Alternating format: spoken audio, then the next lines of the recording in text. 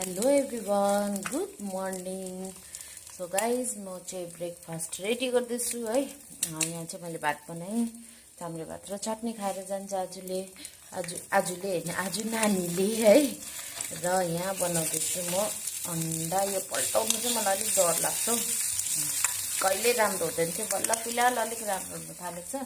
र उसको टिफिनमा चाहिँ म बनाउँदैछु बर्गर हो।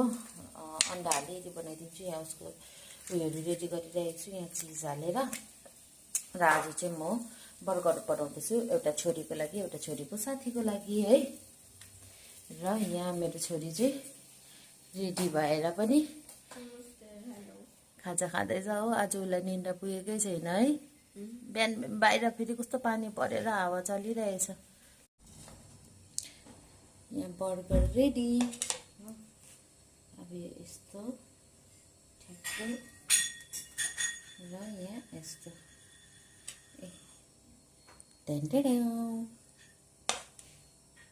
छोरीमा चाहिँ पानीले लुक पनि पल्टाइदिएछ है। आज चाहिँ गाइस बिहान एकदम दामीवाला मौसम भएको छ हो। सिलगढीमा चाहिँ राति पनि पानी पनि पर्यो, लाइटिङ पनि पर्यो। औ लाइटिङ परेर लाइटिङ भयो, थाहा पायो तिमीले लाइटिङ भएको राति? अन्त राति निन्दामै बोल्दै थियौ तिमी त। म सोचेँ तिमी डरायौ भनेर। हेर्नुहोस् न कस्तो मजाको भइरहेछ। राति त पानी पनि पर्यो हो। आफू कत्रो भारी बेग बोकेर हिँड्नुपर्छ बिहानै। के चाहिँ भयो होला भनेको त टाइप उड्यो अरे। लगाइसकेको चाहिँ अब गएको निस्किएको एकदम हाम्रो मिसनतर्फ हो। हाम्रो मिसनतर्फ होइन, नानीको मिसनतर्फ। मेरो चाहिँ अब सक्सेस भएको हो गाडीमा चढाएपछि हो।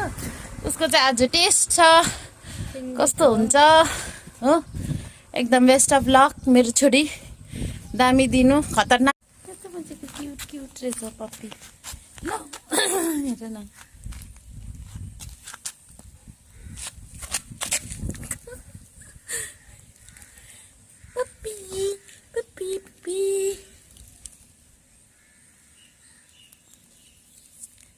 एउटा चाहिँ भाग्यो भित्र पस्यो। कस्तो मजाको। एउटालाई गर्दा अर्कोले पनि उयो गरेको हेर न।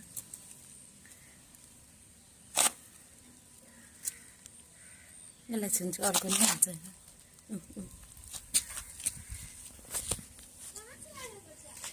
कहाँ से लाया? यहीं पे था।